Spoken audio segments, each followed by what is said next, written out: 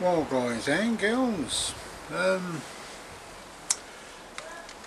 this is just a short video.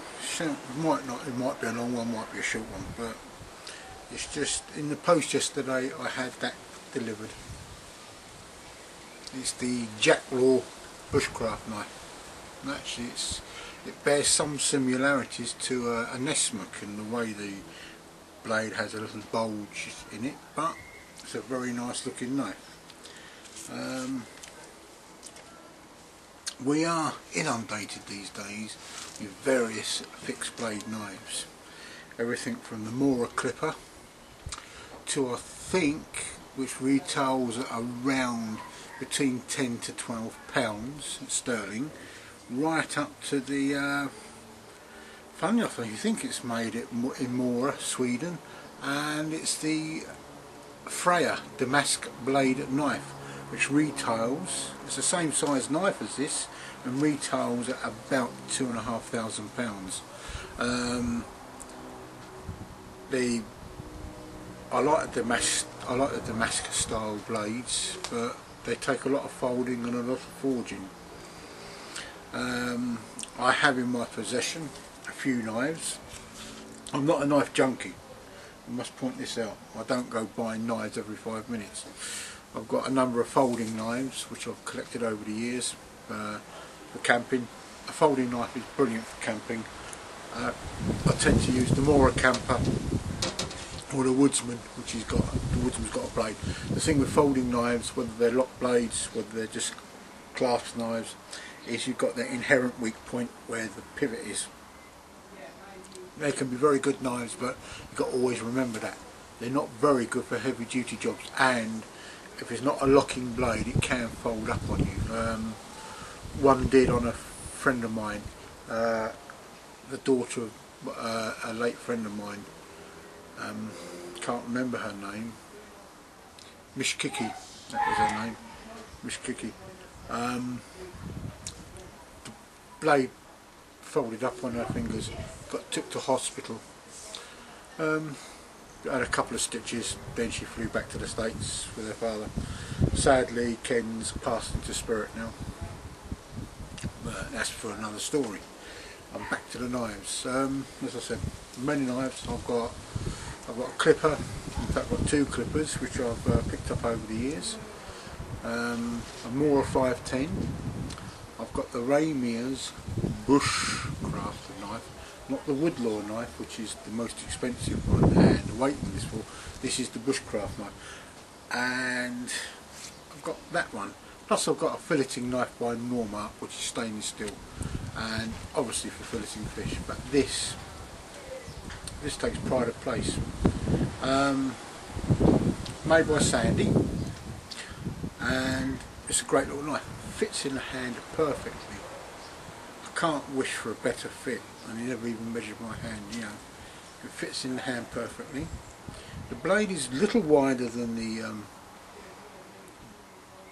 most bushcraft knives, but that's no mean thing. It's a nice wide blade.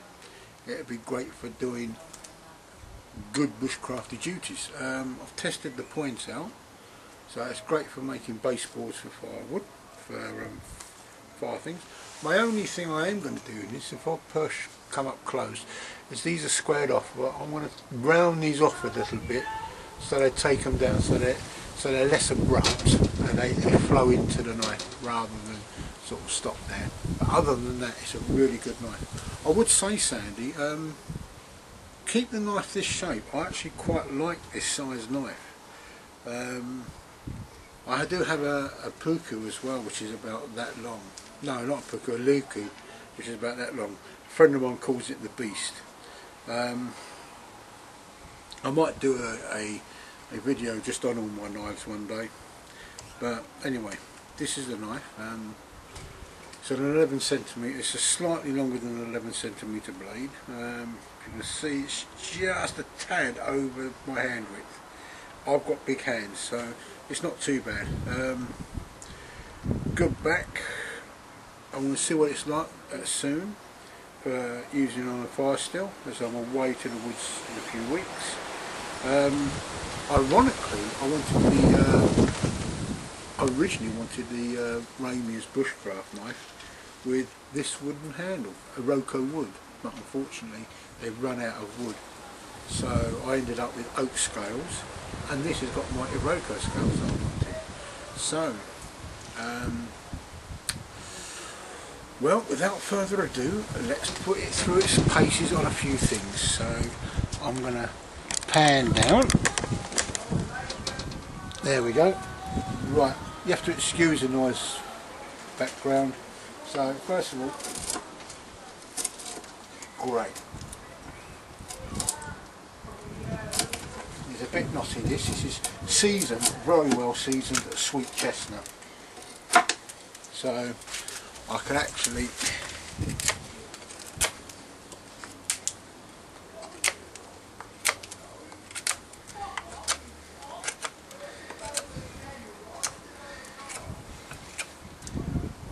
one very pointy stick as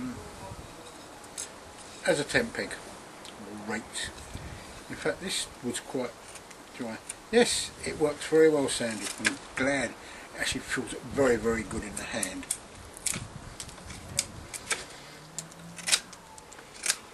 Right. What I want to do is I want to split this into quarters in a second and see.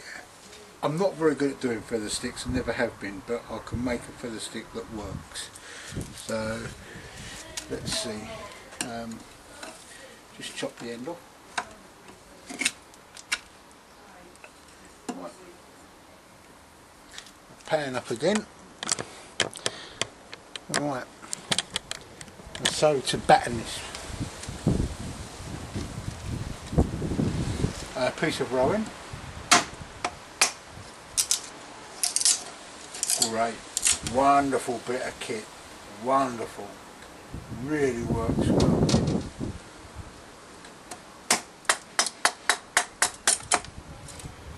That's a bit too small. Let's see if I can split this now. Battens really well, Sandy. I'm really well impressed with this. Well impressed. Right. So let's see what we can get feather-wise. Pan this down just a tad more. There we go.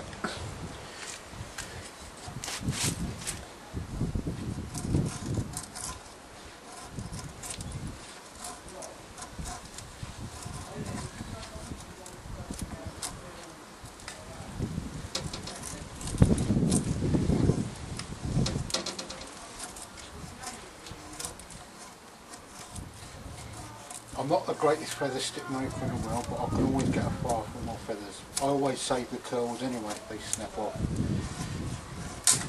Whoops, and it snapped. But it works. So this is a really good piece of kit, Sandy. I'm so impressed. In fact, if you hear the sounds of bloodshed in a minute, it's me doing them guys next door.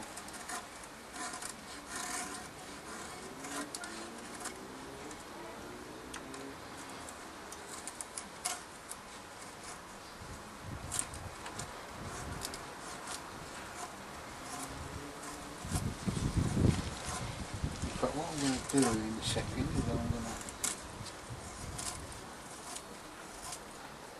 This is really good piece of kit, Sandy. Don't change the design of your... Don't change the design of your knife. I think it's good enough as it is.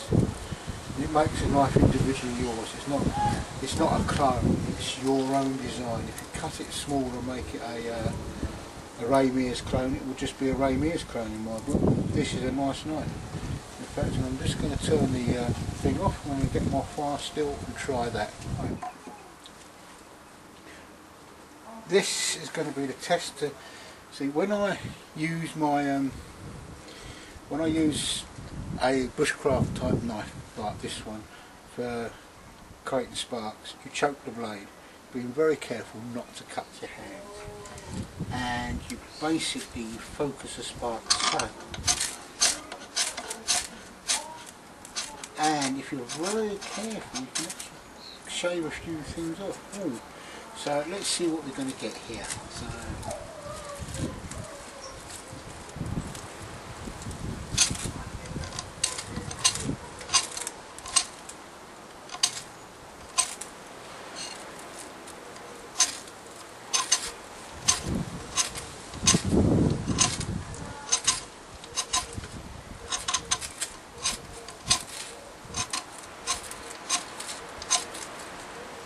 It's not working as well as I'd expected it, but I haven't got very fine feathers.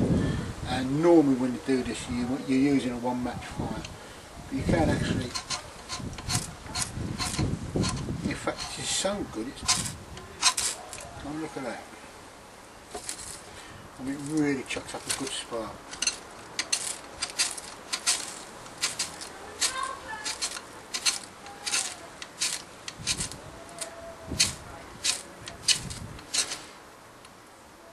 And I've got burning wood.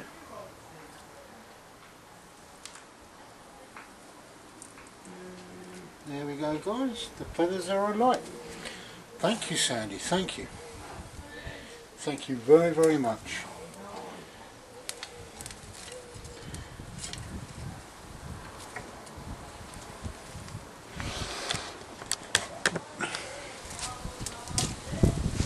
So guys, got fire. Whoa, got a hot arse as well. I've got fire. All thanks to the Jacklore knife made by Sandy in Darkest Swindon. It's a bloody good knife, Sandy.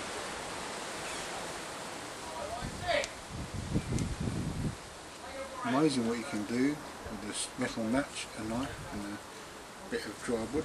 Okay, it didn't like the first time, but making the fire is very important. So, it doesn't come with a sheath. If you contact Sandy, and I shall put a link up, look at, I think he's got Jacklore knives. He calls this the Jacklore, and it's a bloody good knife, really good. I'm really pleased with this, Sandy. It's such a wonderful gift, and when we meet in August I shall have to give you a penny, and it's very important that I give you the penny for this. So there are many knives on the market. This is but one of many, and I'm very impressed with it. Come ready sharpened. All I've got to do now is acquire some wood or some leather. I'd like to make a leather sheath for this, also a wooden sheath, or I even might make a kydex sheath. I don't know yet, but I think a wooden sheath would suit this. So the only modification I'm going to do, Sandy, on this is just round those pieces off there. You know, just to, it's more an aesthetic thing than anything else. The handle feels good, and you've done a really good job. You've got a rare skill, my friend. Well, this is Peter signing off, and it's just, as I said, just a short video. So have a good week, my friends. As by way of a PS, over the last few months I've acquired a lot more subscribers, and I'd like to welcome you all on board. I hope what I do entertains and informs. Any questions, just PM me. I can be found on Facebook as well, so if you want to contact me through there, just look out Peter Tampset, and it's just welcome on board, guys. And I don't always answer messages that come on. I don't always answer comments. If I do answer a comment, it will be through another video rather than straight on, because often I get in from work and I'm totally knackered. And being as it's hot weather and I work in a bakery at the moment, even though the bakery's cool, it can get a bit pressured at times. We're constantly busy. Anyway guys, I'll speak to you soon. Bye.